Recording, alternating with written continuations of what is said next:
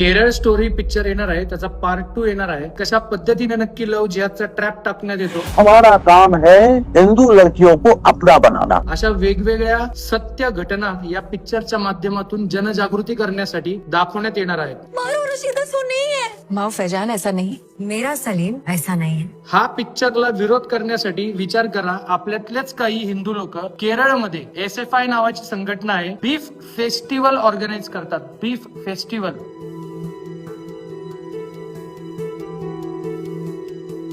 आणि तो एक अनुराग कश्यप नावाचा चित्रपट निर्माता आहे. अनेक कमर्शियल सक्सेसफुल चित्रपट या माणसाने बनवले. हा माणूस काय म्हणतो, हा एक प्रोपागंडा फिल्म आहे, म्हणजे सगळा खोटा पिक्चर आहे. लव जिहाद सारखा काही प्रकार नाहीये आणि फक्त लोकांना एक नरेटिव्ह देण्यासाठी आणि एका धर्माच्या विरोधात भडकवण्यासाठी हा पिक्चर बनवलाय, असं कोण म्हणतो? Anurag Kashyap. Kerala story bullshit propaganda चुतिया पिक्चर। ऐसा कौन बीफ खिलाता है? ऐसा कोई खिचड़ी भी नहीं खिलाता जितना जैसा वो बीफ खिलाता है। Hit movies for Krebs.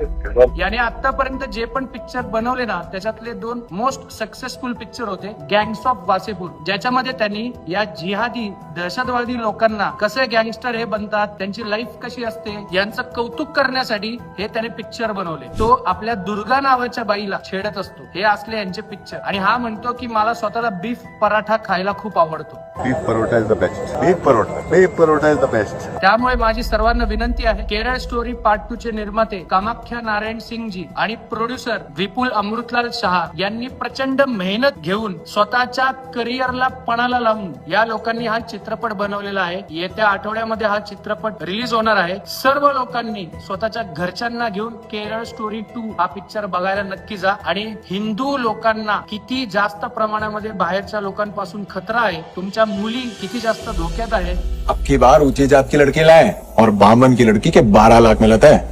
याच्यासाठी हा पिक्चर आवर्जून बघा अशी मी सर्व लोकांना विनंती करतो. आणि जस्ट माहिती म्हणून सांगतो, विपुल शाह यांनीच नमस्ते लंडन पिक्चर बनवला होता अक्षय कुमार आणि कटरीना कैफचा. इतका सक्सेसफुल डायरेक्टर जर या विषयामध्ये हात घालून असे पिक्चर जर बनवत असेल तर विचार करा की या माणसाने त्याचा करिअर स्टेकला लावलेला आहे. अशा लोकांच्या मागे खंबीरपणे उभं राहणं ही आपली हिंदू म्हणून जबाबदारी आहे. त्याच्यामुळे सर्वांनी पिक्चरला नक्की जा. जय भीम, जय शिवराय, जय श्रीराम.